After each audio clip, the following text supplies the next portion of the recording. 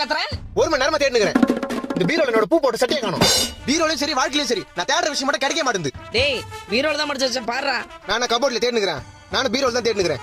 உன் புடவை மட்டும் அப்படியே அடுக்கடுக்கா காஞ்சி பட்டு, மதுரை பட்டு, கன்னியாகுமரியில இருந்து செங்கல்பட்டு வரைக்கும் மச்சி அடிக்க வச்சிருக்கல. என் பூ போட்ட சட்டை மட்டும் எங்க காணோம்? இப்போ உன் சட்டையை தேடி எடுத்துட்டேன்னா நான் பட்டியை போட்டு பயணிக்கு போக சொல்றியா? சட்டை தேடி கொடுமா ஃபர்ஸ்ட். டைம் ஆகுது.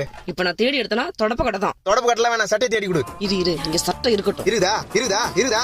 டேய் என் புடவைங்கடா. கீழே வந்தாலும் புடவை இங்க தான் இருக்குது. என் பூ போட்ட சட்டை எங்க? நான் மூஞ்சி கருக்குதே. ஆத்திரமா வந்து தீஞ்சு வாசனை வருது. டேய் கேஸ் மேல பால் வச்சிட்டு வந்துட்டேன்டா. ஓ தீஞ்சு வாசனை அங்க தான் வருதா?